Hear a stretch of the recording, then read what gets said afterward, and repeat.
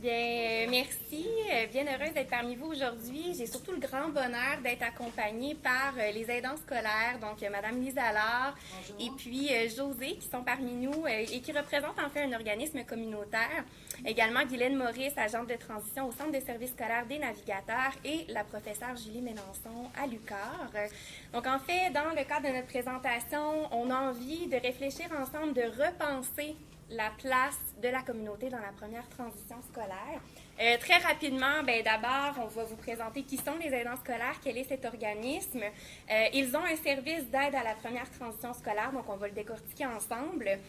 Par la suite, on va aborder ce service-là au regard de la continuité éducative, ce qui va nous amener naturellement, puis on a déjà planté des graines ce matin, mais de parler, d'ancrer vraiment la collaboration école, famille, communauté au cœur de cette première transition-là. On va aussi parler des gens qui l'ont vécu, ce service-là des aidants scolaires, puis on va terminer avec des réflexions et des perspectives pour la suite, comme on le fait si bien depuis ce matin. Alors, je cède la parole aux aidants scolaires. Donc, Lisa Allard, c'est moi.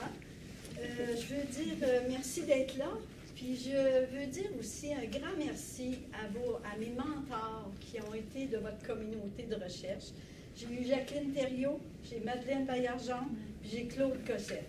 Fait que tout ça a fait que les aidants scolaires sont ce qu'ils sont aujourd'hui, avec 18 ans de persévérance de tout le monde là, qui a passé. Fait que, tu sais, changer une culture, là, 20 ans, là, ce que vous parlez aujourd'hui, là, pensez que c'est dans 20 ans que ça va arriver, là. Pas demain matin, là, mais je vais en reparler plus tard. Fait que c'est ça. Fait que, puis à la maîtrise, mon professeur, elle m'appelait, c'est le feu Marie-Jacques, je ne sais pas s'il y en a qui l'ont connu. Elle m'appelait l'étudiante délinquante parce qu'elle dit une recherche, ça part d'en haut habituellement, puis ça descend jusqu'en bas. Mais elle dit, toi, tu pars d'en bas, puis tu montes jusqu'en haut. J'ai dit, y a-t-il une bonne réponse à ça? Elle dit, non. Elle dit, les deux sont vraies. J'ai dit, merci Marie. Fait que la mission, c'est de donner 2 bras de plus au personnel des écoles, mais aussi des milieux de garde. Puis, lors du 75e, là, j'avais 20 ans de moins, on a fait une fête pour fêter le 25e de l'école. On n'en voit plus de ça au Québec, je ne sais pas si ça a changé. Mais avec 20, et on a eu 22 bénévoles qui ont donné leur nom pour venir aider l'équipe école. Fait qu'il y a du monde qui veut venir nous aider, mais ils ne savent pas. Fait que c'est ça. Moi, je termine avec ça pour cette partie-là. Madame Pelletier, à qui j'ai eu sa fille et sa petite-fille. Fait que Madame Pelletier, quand elle est venue pour sa fille, elle a fait le bingo des lettres dans les ateliers. Elle a fait ça toute l'année, une fois par semaine. L'année finie, bonjour Madame Pelletier. Elle revient une vingtaine d'années après pour sa petite fille. Elle cogne à la porte, elle dit, Lise, elle dit, je peux-tu revenir? Elle dit, pour ma petite fille dans la classe, elle dit, faire le bingo des lettres. Mais j'ai dit, où étiez-vous, vous, entre votre fille et votre petite fille? Elle dit, Lise, je ne savais pas que tu avais besoin de moi. Fait que c'est ça qui a donné les aidants scolaires. Tout a débuté en 2007. Et maintenant, on est fiers de dire qu'on a 53 établissements. Je vous donne les chiffres à jour, parce qu'il y a une nouvelle école qui s'est affiliée hier avec nous. Donc, 24 écoles. Et depuis 5 ans aussi, nos services sont disponibles dans les services de garde éducatifs. Donc, 29 SGE bénéficient aussi de notre offre de services. On collabore avec 4 centres de services scolaires. Donc, on est vraiment Lévis, Québec, Rive-Sud, Rive-Nord. On a jusqu'à Côte-du-Sud, qui est tout récemment, avec qui on travaille. On a 362 bénévoles à ce jour qui font ce qu'on appelle des petites demi-heures, qui donnent du temps généreusement au personnel éducatif, et plus de 228 petites demi-heures, justement, qui sont cumulées là, depuis le tout début.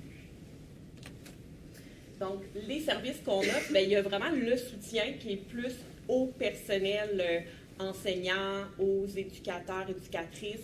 Donc, le bénévole peut aller aider tout simplement, quand on disait offrir 2 bras de plus, c'est vraiment donner un coup de main finalement. Ça peut être une aide en présence à l'école, comme ça peut être une aide plus à la tâche matérielle, comme exemple aider la secrétaire avec ses tâches plutôt administratives. Donc, vraiment, on a des bénévoles qui sont flexibles, polyvalents, qui sont là pour aider tout simplement. Et on a des services qui sont plus vraiment un soutien à l'élève. Donc, ça peut être de l'aide à distance qui se fait en visioconférence. On a également un bénévole qui peut aller chaque semaine, exemple, lire avec un jeune. Nouvellement, on a un projet pilote qui est La magie des premiers temps avec le Centre de services scolaires des navigateurs, qui est vraiment plus une adaptation là, pour les élèves allophones qui peuvent arriver début, milieu d'année, n'importe quand, ils arrivent dans la classe et on vient accompagner finalement ces nouveaux élèves-là.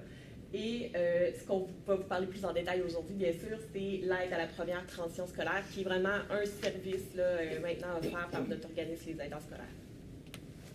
J'ai dit, comment ça se fait ça, que je reçois cet élève-là dans ma classe, sans soutien, sans information, sans rien? J'ai dit, ça n'a pas de bon sens. Ça, c'est à part peut-être 2, 3 vulnérables, là, à part des 3, 4 là, qui ont vraiment de la difficulté. Puis, donc, c'est ça qui m'a amené à dire, aller voir le CETREC, aller voir l'UQAM, aller voir 2 milieux de garde, aller voir un centre de service. Puis j'ai dit, j'ai un projet, celui qu'un bénévole accompagne un enfant du milieu de garde jusqu'au préscolaire, dans les premiers mois. Fait que c'était ça le projet, et nous voici aujourd'hui. Après ça, en 2020, on a eu la subvention du ministère de l'Environnement et de l'Innovation. On a eu, en 2021, l'expérimentation de l'aide à la première transition. En 2022, la mise en ligne des 2 parcours d'accompagnement, parce que je me suis dit, l'organisme, ça ne peut pas former tous les bénévoles qui vont arriver, tous les gens, les enseignants qui vont être responsables des bénévoles dans les écoles. Fait qu'on a fait les parcours d'accompagnement, c'est Vicard qui était là. Puis on a eu en 2023 le rapport d'Ariane et Julie de ce qu'ils vont vous parler. Et finalement, en 2024, avec une formatrice qui travaillait à Tremplin avec nous, on a créé le guide de l'aide à la première transition scolaire. Donc, tout à l'heure, on a vu qu'il y avait beaucoup d'acteurs tout autour là, de nos élèves. Donc, le guide vient finalement donner là, à chacun des acteurs la marche à suivre pour notre service, là, comment qui fait quoi au bon moment. Ça peut être une période finalement là, de 7 mois parce que nos bénévoles qui sont intéressés, c'est en janvier qu'on les rencontre.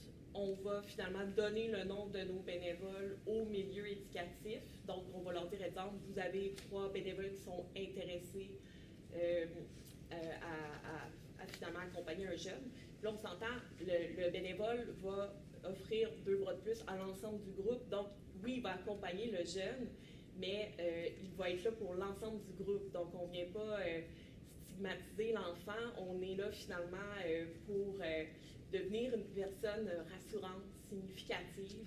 Et le bénévole peut être monsieur, madame, tout le monde. Donc, c'est vraiment la communauté qui est là pour aider l'éducateur ou l'éducatrice et qui va accompagner le jeune jusqu'à l'école au mois de septembre. Donc, on peut passer à environ 2 heures par semaine et même chose en septembre. Donc, on peut passer environ 4 visites durant le mois de septembre. En octobre, eh bien, c'est là qu'on collabore avec professeurs chercheuses pour aller finalement faire une collecte de données et voir, bon, ben, qu'est-ce qu'on peut améliorer l'année prochaine? Est-ce que c'est possible, exemple, de donner la voix aux enfants pour la prochaine année? Donc, le guide là, est venu vraiment plus structurer, mettre ça clair pour chacun acteur. Donc, on a vraiment quelque chose d'innovateur d'avoir un bénévole qui va être avec l'enfant dans les 2 milieux pour vraiment assurer là, la bonne transition harmonieuse. Justement, sur le prochain, ici, on voit les objectifs de l'aide à la première transition scolaire. Donc, vraiment, favoriser là, une transition harmonieuse, assurer une continuité éducative, donc vraiment du service de garde éducatif jusqu'à l'école. Et c'est vraiment tout ce jeu-là, c'est augmenter le sentiment de sécurité d'un enfant qui présente certains indices de vulnérabilité. Donc, on le sait, selon les récents résultats de l'INDEM en 2022, il y a plusieurs enfants qui présentent des vulnérabilités. Donc, il y en a qui vont être pris en charge dans un programme avec, exemple, un diagnostic, mais nous, on est plus là pour, justement, les enfants qui n'auraient pas de service. Donc, on est une solution de plus, un moyen de plus pour faciliter la transition scolaire. La littérature nous décrit quand même 5 moments clés au niveau de la transition scolaire. Donc, le premier moment est vraiment, l'intention est vraiment la planification de cette... nous, dans les écoles, entre autres, c'est déjà là qu'on voit nos plans de transition, par exemple. On fait nos calendriers pour l'année. On interpelle nos services de garde éducatifs à l'enfance à proximité. Ensuite, il y a toute la période d'inscription scolaire. Puis quand je vous dis ces 5 moments-là, c'est vrai pour nous, mais c'est vrai pour les familles, c'est vrai pour les enfants. Donc, ça se joue là, sur près de 15 mois, une transition scolaire où l'enfant s'adapte graduellement à son nouveau milieu. Il y a avant la rentrée, donc toute la familiarisation, on en a parlé plus tôt dans les autres présentations, hein, les petites activités d'accueil qu'on fait beaucoup, la familiarisation des lieux et des personnes au moment 3, au moment 4, tout l'entretien du lien qu'on fait avec ces familles-là pendant l'été. Et l'entrée progressive. Et le moment 5, super important, je pense un des plus... c'est Julie Ruel à Outaouais qui nous nommait ça comme le plus important des moments, puisque c'est le seul moment où l'enfant n'est pas encore adapté à son nouveau milieu, mais qui a une rupture avec l'ancien. Donc, voilà, le 5e moment. Et l'aide à la première transition, quand on nous l'a proposé, on s'apercevait qu'il touchait vraiment 3 des 5 moments. Donc, comme José disait tantôt, là, dès mars jusqu'après la rentrée scolaire. Ici, on voit vraiment que depuis qu'on a débuté, en 2021, c'était un projet pilote. Ça débutait avec Guylaine Maurice ici. Donc, c'était 4 bénévoles avec 4 enfants dans 2 milieux de garde. Et d'année en année, on peut voir qu'on aide là, de plus en plus d'enfants. Donc, on veut continuer sur cette belle lancée. Donc, on peut voir là, qu'en 2022, c'était plutôt 7 bénévoles avec 5 enfants. Excusez-moi, 5 bénévoles avec 7 enfants. En 2023, nous avions 8 bénévoles avec 12 enfants. En 2024, 12 bénévoles avec 16 enfants. Là, vous vous demandez, est-ce que les bénévoles prennent plus qu'un enfant? Oui, parfois, ils peuvent accompagner même 2 enfants, exemple, dans le même groupe. Parfois, par contre, rendus à l'école, ils vont aller dans 2 classes. Ça ne veut pas dire qu'ils vont être dans la même classe de préscolaire. On fait exprès qu'ils soient ensemble aussi. Aussi, oui. Ben de là, la collaboration avec le Centre de services scolaires. Et nos projections pour 2025, maintenant, on a également des bénévoles sur la Rive-Nord. Donc, on a 18 bénévoles pour 22 enfants.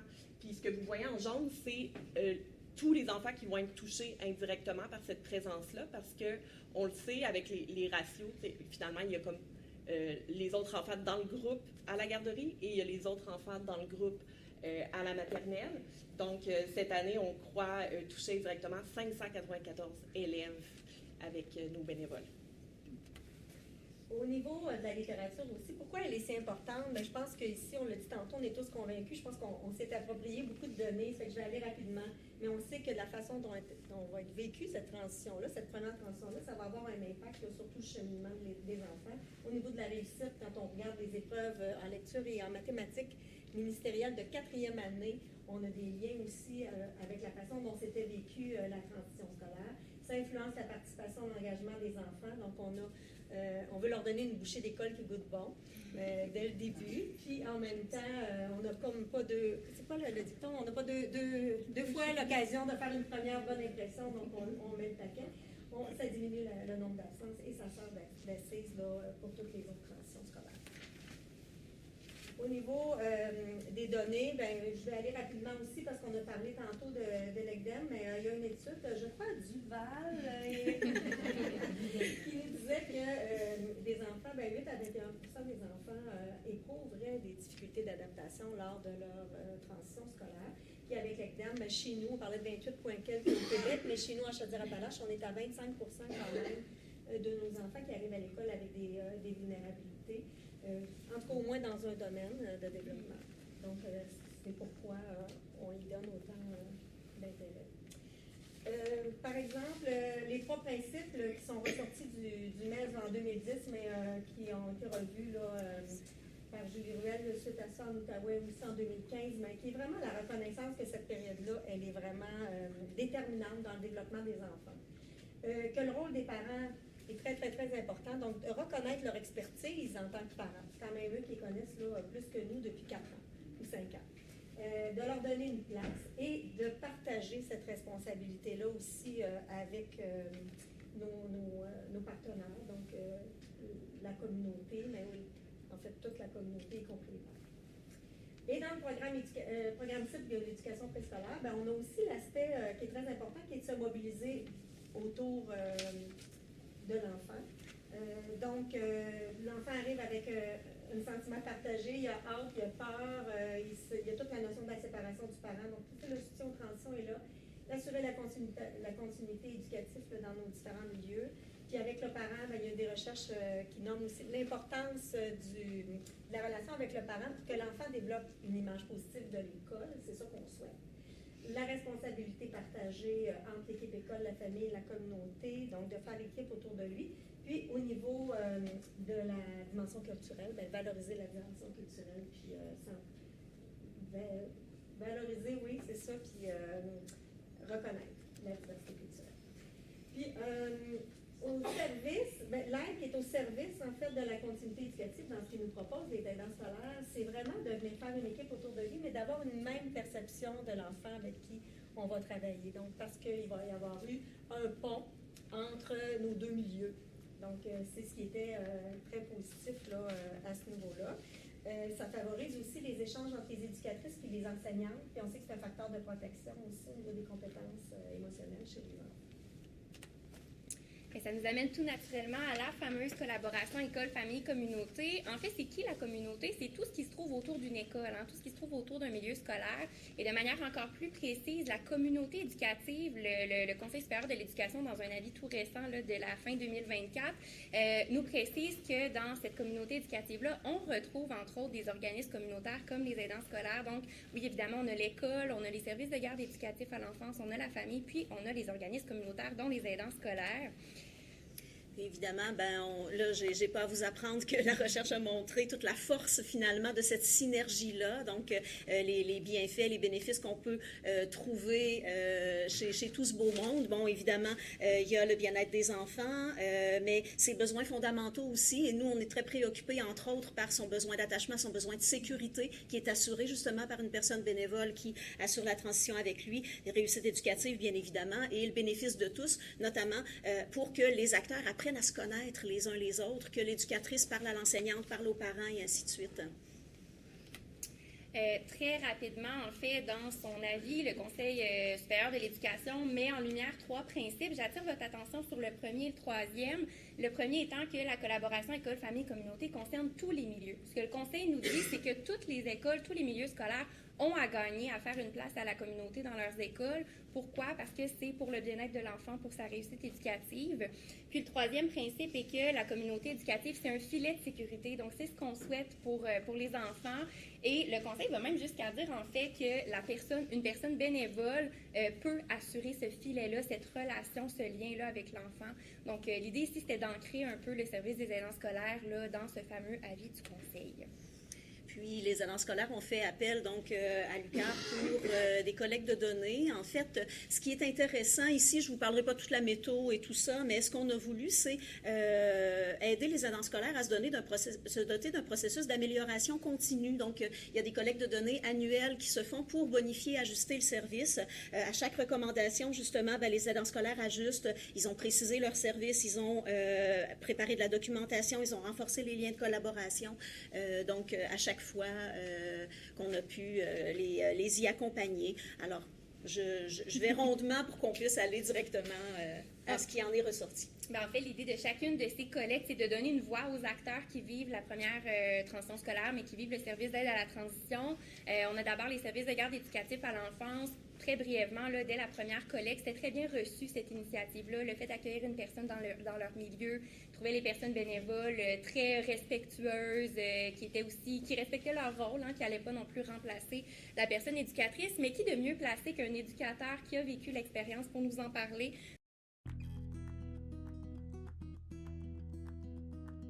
J'ai entendu parler des aidants scolaires au milieu du début de l'année passée, après un début assez mouvementé en CPE. J'avais un enfant qui avait quelques défis dans mon groupe. Et puis, étant donné ces petits défis, je pensais que la présence d'une personne bénévole auprès de nous pouvait y amener plein de choses bénéfiques pour son développement. Notre bénévole a apporté son aide progressivement. Tout d'abord, en étant seulement présent auprès de l'enfant. On parle des transitions, des moments de la journée, des routines de la journée, où les enfants peuvent avoir certains besoins d'encadrement supérieur. Là.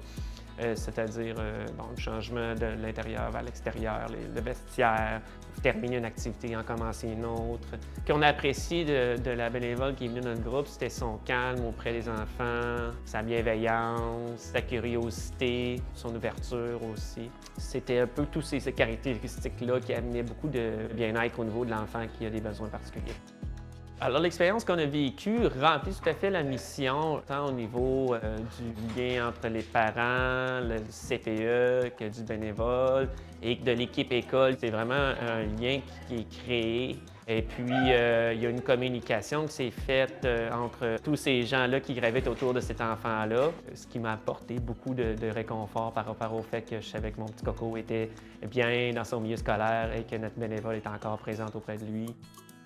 Je crois que ce service-là a soutenu cet enfant-là au niveau de son passage vers la maternelle, tant au niveau de la constance qu'en s'assurer de son bien-être. Il y a eu une communication entre les différents acteurs qui lui a permis d'avoir une transition harmonieuse. Alors, définitivement, j'aimerais reprendre ma collaboration avec les aidants scolaires parce qu'on a eu une belle expérience avec notre bénévole l'année passée. Je conseillerais définitivement à d'autres services de garde de faire appel à l'aide à la transition scolaire. Il y a toujours des enfants qui ont des plus grands défis que d'autres dans les milieux.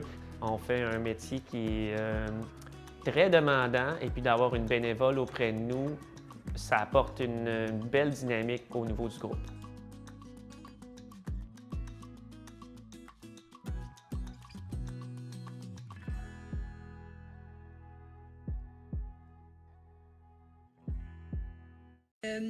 Du point de vue des enseignantes, on est allé chercher aussi leur perception et tout ça. Dans les premières années, les enseignantes étaient enthousiastes, mais il y avait quelques enseignantes qui avaient témoigné quand même d'un petit peu de réserve en disant, bon, ça me crée une surcharge et tout ça. Donc, avec les aidants scolaires, on a ajusté tout ça du point de vue de la séquence, notamment. On implique les écoles, les personnes enseignantes plutôt dans le processus, réviser le calendrier, tout ça, donner une meilleure définition des rôles, de sorte que cette année, l'ensemble des enseignantes qui ont été questionnées se sont dit « Oh mon Dieu, mais j'ai vraiment 2 bras de plus dans ma classe, ça aide mes cocos, je sens vraiment que c'est utile. » Donc, vraiment, chapeau là, de ce côté-là. On valide aussi beaucoup plus au niveau des directions, que les enseignants soient très volontaires à avoir quelqu'un dans la classe. C'est important qu'elles soient à l'aise avec ça. Absolument. Je parle au féminin. Du point de vue des bénévoles, ben, on se doute bien que les bénévoles trouvent que le travail est très valorisant auprès des enfants. Et ben voilà, je veux laisser la parole à d'autres. Donc, on comprend bien, là, bien sûr, les avantages du point de vue des bénévoles également. Tout ce qu'ils en retirent pour les parents. Mais tantôt, on parlait, une transition, ça peut être anxiogène, oui, pour l'enfant, mais pour les parents qui la vivent. Donc, encore là, je laisse une maman nous en parler rapidement. Justin, ben, c'est un petit garçon quand même anxieux de nature, assez aussi de difficultés parfois là, lors des moments où on doit le laisser, donc l'anxiété de séparation.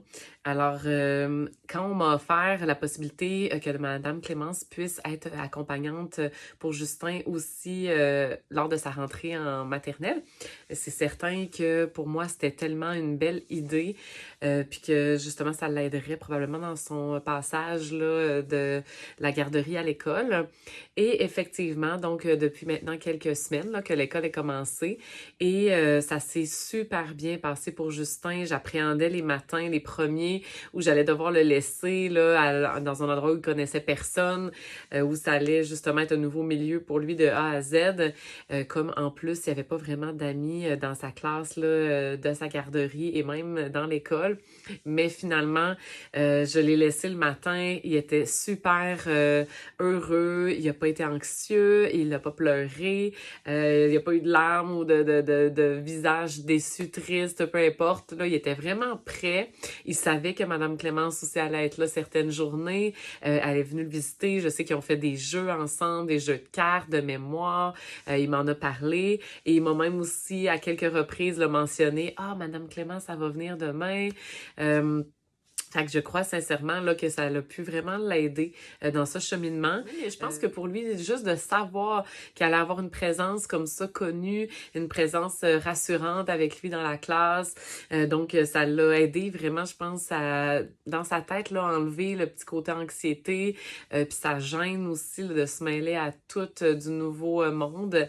Alors voilà, je pense sincèrement que ça a fait une différence dans son entrée scolaire et dans la mienne, parce que comme maman, c'est sûr que on est toujours, nous aussi, un petit peu là, touchés par ça, puis on souhaite juste que ça se passe bien. Donc, alors, on est très reconnaissants. Merci énormément à tous les aidants scolaires qui s'impliquent. Vous êtes vraiment, vous faites la différence finalement pour les petits bouts de chou et leur famille. Alors, un grand merci et en souhaitant là, que ça puisse servir à plein d'autres enfants.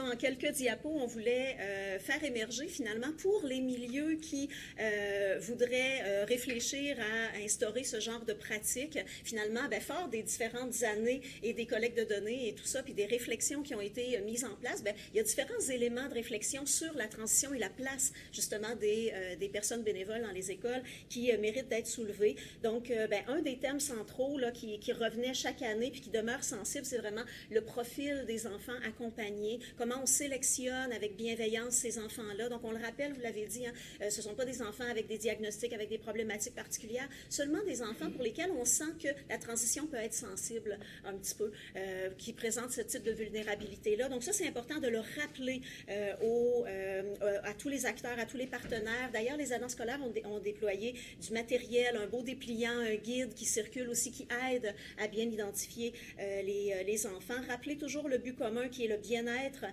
des enfants et toute l'importance là, de travailler en prévention. Un autre élément aussi, c'est le mandat de la personne bénévole, parce que parfois le parent ne sait pas trop qui elle est, qu'est-ce qu'elle va venir faire avec mon enfant et tout ça, l'enseignante aussi qui se demande qu'est-ce que cette personne-là vient faire dans ma classe. Donc, toute l'importance de bien définir les mandats. Les aidants scolaires, à travers les années, ont déployé aussi un guide d'accompagnement, un document qui est vraiment bien fait, qui précise le mandat de chacun, donc de bien démystifier ça, c'est important aussi pour les milieux. Les parcours de formation aident également. J'aime beaucoup cette citation de Roche et Stobach qui dit qu'il faut clarifier auprès de l'enseignant que le partenaire communautaire, il vise à compléter et non pas à remplacer son travail. Donc, il faut le voir comme 2 bras de plus. Ça, c'est bien important aussi pour favoriser la collaboration. Par la suite, bien évidemment, tous les travaux s'entendent pour dire que quand on souhaite collaborer, on doit communiquer. Donc, la communication doit être fluide, transparente. C'est quelque chose qui est très important. Ça demeure un point névralgique dans le service offert par les aidants scolaires. Cette communication-là entre le service de garde éducatif à l'enfance et le milieu scolaire, sans grande surprise, c'est déjà un défi qui est présent de nature. Puis sinon, la place des parents, on l'a mentionné là, en début de présentation, mais évidemment, reconnaître la place de ce parent-là, puis à quel point c'est un maillon qui peut être fort dans la collaboration, qui peut peut-être possiblement faire venir la communauté à l'école, puis qui peut conserver cet esprit-là de collaboration autour de l'enfant. Puis l'enfant, dans tout ça, bien évidemment, c'est le cœur qui nous intéresse. Donc là, on est à réfléchir collectivement à essayer de lui donner la parole. On a donné la parole à tous les autres acteurs dans les dernières années, mais là, c'est de se demander, mais maintenant, oui, mais cet enfant-là qui vit la transition, qui vit l'accompagnement par la personne bénévole, bien, comment, justement, il voit tout ça? J'ai bien hâte d'entendre Joanne, entre autres, cet après-midi, nous parler de la perspective de l'enfant et les autres aussi. Mais donc, c'est ce qui nous intéresse et de pouvoir, justement, voir comment il le vit et surtout s'assurer qu'il sait que cette aide-là reste temporaire et de bien vivre aussi le moment où la bénévole quitte le milieu. En général, ça se passe bien, mais ça devient des zones névralgiques là, dont il faut prendre acte aussi. Et je souligne en magnifique photo d'une bénévole des aidants scolaires auprès d'un enfant. Merci pour votre indulgence, pour notre dépassement de temps.